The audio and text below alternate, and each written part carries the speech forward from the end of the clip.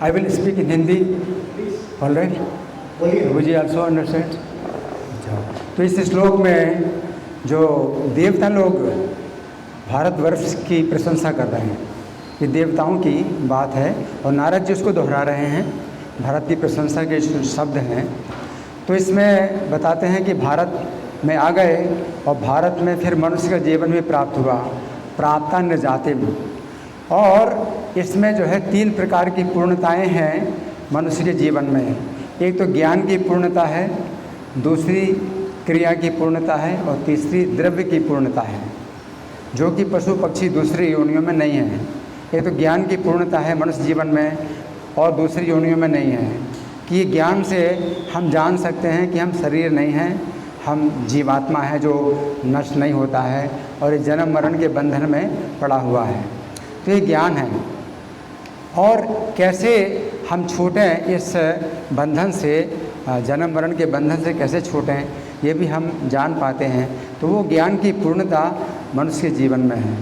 दूसरी है क्रिया की पूर्णता, कि हम क्रिया भी कर सकते हैं। हमें भक्तों का संग भी मिला, भारतवर्ष में आ गए, मनुष्य जीवन प्राप्त हुआ, भक्तों का संग मिल गया, तो हमारे पास क्रिया की भी पूर्णता है, जो कि दूसरी योनियों में नहीं है।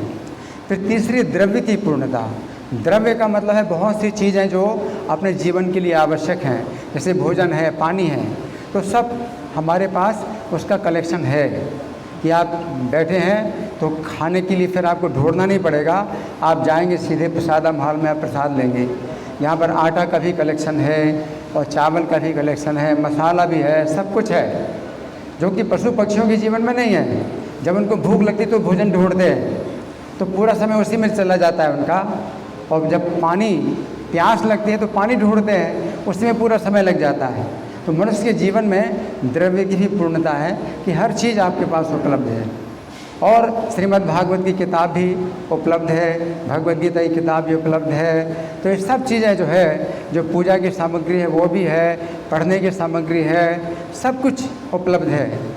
तो ये द्रव्य की पूर्णता, तो ये पूर्णताएं, 3 प्रकार की पूर्णताएं जो है मनुष्य जीवन के अलावा दूसरे पशु पक्षियों के जीवन में नहीं हैं। तो इस कारण से वे जो है प्रयास नहीं कर सकते हैं अपुनर्भवा है, कि पुनर्जन्म से छूटने का वो प्रयास नहीं कर सकते हैं। कि मनुष्य जीवन में ये 3 प्रकार की पूर्णता हैं, तो वो जो है प्रयास कर सकता है। अब नहीं प्रयास करता ना ये तेरन, अगर प्रयास नहीं करता है पुनर्जन्म से छूटने का, तो फिर क्या है, भूयो वनों का एव यान्ति बंधनम। तो एक पक्षी का यहाँ उदाहरण दिया गया है कि जो कि पिंजड़े के अंदर बंद है, और जो पिंजड़ा जो रखता है अपने पास में, तो कभी कभी पक्षी को छोड़ देता है, पिंजड़े से बाहर निकाल देता है, और वो पक्षी जो है वो उड़ता फिरता है, इधर उधर कई जगह उड़ता फिरता है, और फिर वो ढूंढता है उसी पिंजड़े को और खुद अपनी इच्छा से पिंजड़े के अंदर चला जाता है।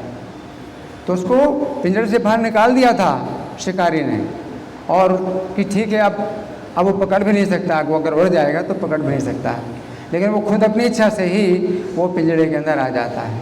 तो मनुष्य जीवन आपको प्राप्त हुआ, 84 लाख प्रकार की योनियों में आप पिंजड़े के अंदर बंद थे, बंधन में थे, और मनुष्य जीवन आपको प्राप्त हुआ, तो वो जो है अब क्या है कि उड़ने का है अवसर, कि आप उड़ जाइए और भगवान के धाम में चले जाइए। मनुष्य जीवन में आपको जो है पूरा अवसर मिल गया, लेकिन आप खुद ही अपनी इच्छा से फिर से 84 लाख योनियों में चले जाते हैं, आप प्रयास नहीं करते हैं। तो आपको मनुष्य जीवन जो प्राप्त हुआ था, तो 3 प्रकार की पूर्णताएं प्राप्त हुई थी कि अब इसमें जो है आप अपना पूरा समय लगाओ भजन में, लेकिन आपने भजन में समय नहीं लगाया है, और पशु पक्षियों की आवश्यकताओं को पूरा करने में भजन लगाया, पूरा समय लगाया कि खाना, सोना, भोग करना, सुरक्षा करना, इन्हीं कार्यों में आपने पूरा समय लगाया।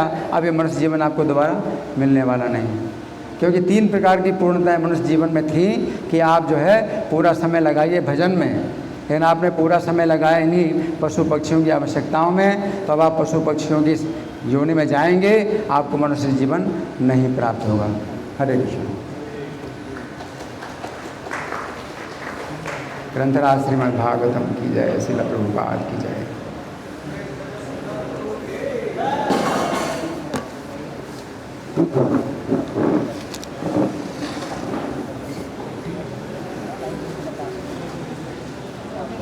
है।